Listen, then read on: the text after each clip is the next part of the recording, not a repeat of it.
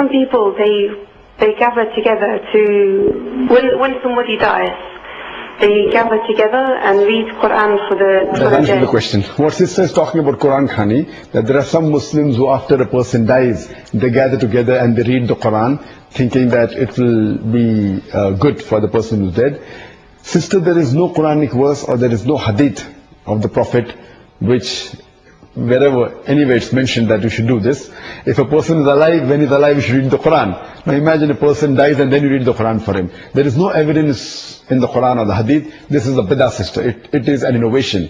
That is not what the Prophet has ever asked. So those people that do that is wrong. Yes, if you want to read the Quran, you can read any time. It is good. Read with understanding so that you get the guidance and you implement on the guidance of Allah subhanahu wa ta'ala.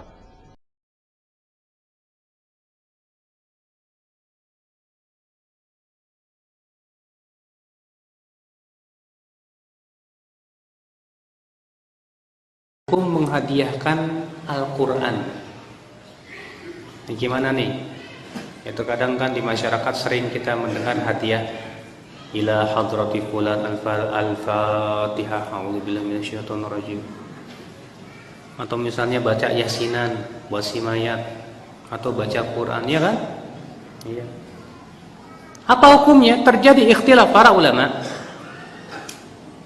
Pendapat Al-Imam Ahmad bin Hanbal, Hanafi, demikian pula riwayat dari Syafi'i dan pendapat ulama terakhir dari mazhab Maliki dan sebagian Syafi'iyah terutama mutaakhirinnya mengatakan bahwa bacaan Al-Quran itu sampai kepada mayat.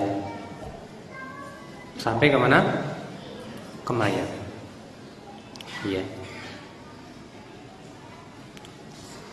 Sampai-sampai Al-Bahuti berkata, Imam Ahmad mengatakan bahwa sampai kepada mayat semua kebaikan berdasarkan nas-nas yang menunjukkan kepada hal itu, juga karena manusia di negeri-negeri berkumpul membaca Al-Quran untuk dihadiahkan kepada mayat tanpa ada pengingkaran sehingga menjadi ijma mereka. Sampai-sampai Al-Bahuti mengatakan di sini kata ini ijma, dan nanti kita akan sebutkan bahwa tidak ada ijma. Iya. Apa dalil mereka, Pak? Yang mengatakan katanya ya membacakan atau menghadiahkan Al-Quran ke mayat itu sampai kias. Kias kepada apa? Kepada sedekah, haji, puasa.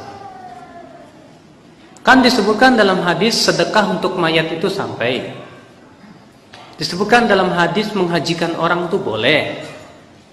Mempuasakan ya orang tua kita yang punya hutang boleh. Berarti dikiaskan kepadanya apa? Seluruh amalan kebaikan. Ya. Ini kias. Di antara dalil mereka juga apa? Hadis Ma'qil bin Yasar bahwa Nabi SAW sabda, "Iqra'u Yasin ala mautakum." Bacakan surat Yasin kepada orang yang sudah mati di antara kamu.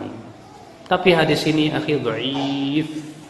Di dalam sanadnya terdapat Abu Uthman, ya bukan An-Nahdi, dan ayahnya dua-duanya perawi yang majhul, dan juga sanadnya muttarib, terdapat keguncangan. Ya. Pendapat yang kedua, dan ini pendapat yang masyhur dari Imam Syafi'i rahimahullah. Imam Syafi'i mengatakan bahwa bacaan Al-Quran tidak sampai ke siapa? Ke mayat. Dalilnya mana? Dasarnya surat An-Najm ayat 39.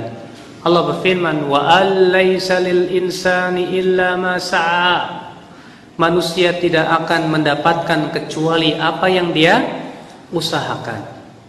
Dan juga kata Imam Syafi'i, karena tidak adanya praktek dari Rasulullah, tidak pula para sahabat, tidak pula para tabi'in, bahwa mereka menghadiahkan bacaan Al-Quran kepada siapa? Kepada mayat. Ya, apalagi Pak, Rasulullah SAW itu orang yang paling sayang kepada umatnya. Sampai Allah menyebutkan dalam surat At-Taubah ayat 128 apa? Wa kana wabil mu'minina raufur rahim. Adalah Rasulullah SAW sangat sayang dan lembut kepada kaum mukminin. Apa konsekuensi sayang? Kalau Rasulullah sayang, tentu Rasulullah ingin supaya umatnya semua selamat. Di antaranya apa? Dengan melakukan usaha bagaimana mengirimkan bacaan Quran, tapi tidak ada satupun riwayat satu saja ya Rasulullah SAW mengirimkan Al-Fatihah misalnya. Memang ada hadisnya, Al-Fatihah lima quri'at laha. Al-Fatihah itu tergantung untuk apa dibaca, tapi hadis itu palsu kata para ulama. Ya. Tidak pernah kita mendengar ada seorang sahabat ngirimin bacaan Quran.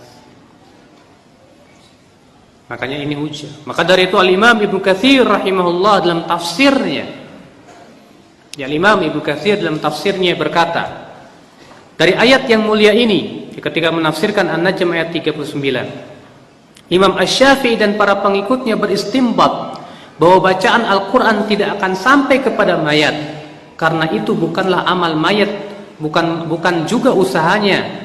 Dan Rasulullah SAW tidak pernah menyunahkan kepada umatnya, tidak juga menganjurkan atau membimbing kepadanya baik dengan nas maupun isyarat, dan tidak pernah dinukil juga dari seorang sahabat pun kalau itu baik tentu mereka telah mendahulunya. Dan bab al-qurubat ibadah hanya terbatas pada nas, tidak berlaku padanya qiyas dan ra'yu. Dan ini pendapat yang sahih Pak, yang rajih. Sebab coba antum minta kepada ya para kiai atau ajengan yang mengatakan bahwa bacaan Al-Quran sampai kepada mayat, minta mana praktek dari Rasulullah. Sekali saja Rasulullah kalau ziarah kubur tuh baca Quran dihadiahkan ke mayat. Padahal Rasulullah itu sering berziarah kubur.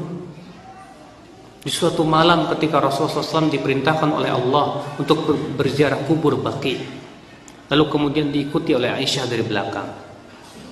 Aisyah dia tidak mendengar Rasulullah SAW menyampaikan atau membacakan Al-Quran.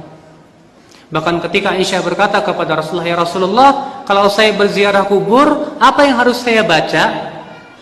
Kata Rasulullah, quli, ucapkan Assalamualaikum ya ahlad diyar. Ya sampai akhirnya Rasulullah tidak mengajarkan tentang bacaan ayat Al-Quran. Kalaulah itu baik, tentu sudah diajarkan oleh siapa? Oleh Rasulullah Sallallahu Alaihi Wasallam. Para sahabat yang mati di zaman Rasulullah banyak tidak? Baik. Ketika Rasulullah SAW meninggal dunia, apakah para sahabat baca yasinan? Tidak pernah kita mendengar dalam sejarah ketika Rasulullah SAW meninggal dunia itu para sahabat yasinan.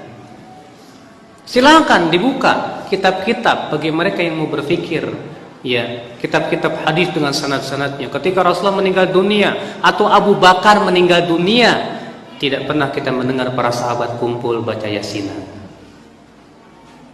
Ketika Umar bin Khattab meninggal dunia, Utsman meninggal dunia, Ali bin Abi Thalib meninggal dunia, kita tidak pernah mendengar para sahabat baca yasinan, menghadiahkan bacaan Al-Quran kepada. Selain hadisnya juga dhaif ya. Ya. Itu menjadi tren di masyarakat kan. Ayo baca yasinan. Ya, kalau enggak yasinan kamu Wahabi, sesat kan. Masya Allah. Ikhwatul Islam, azani Allah wa iyyakum. Adapun klaim Bahuti bahwa itu ijma, ini klaim yang batil. Kenapa? Karena perselisihan dalam masalah ini jelas. Nah terus berarti Imam Ahmad sesat loh. Berarti Imam Malik sesat. Berarti Imam Abu Hanifah sesat? Yang mengatakan bahwasannya ya bacaan Quran sampai, kita katakan mereka sudah berijtihad.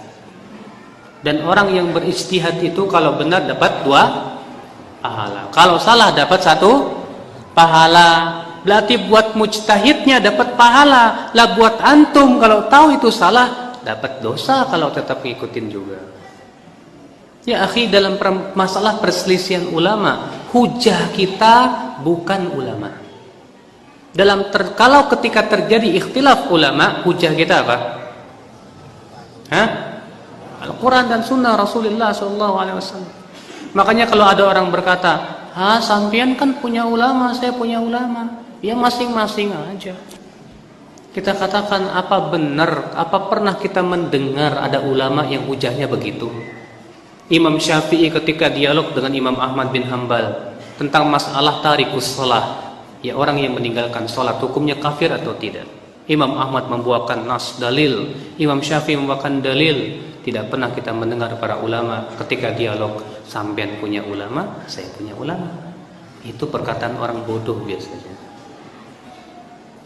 Sering kita dengar seperti itu. Ya ulamamu ulamamu, ya ulamaku ulamaku. Ya subhanallah. Tidak ya akhi. Ya, kalau sudah terjadi ikhtilaf seperti ini, kita lihat dalilnya. Kita lihat praktik dari Rasulullah dan para sahabatnya. Ya. Maka ini pendapat yang sahih, yang rajih, bahwasanya tidak pernah dinukil bahwa Rasulullah SAW menghadiahkan bacaan Al-Quran. Tidak pula para sahabat, tidak pula para tabi'in.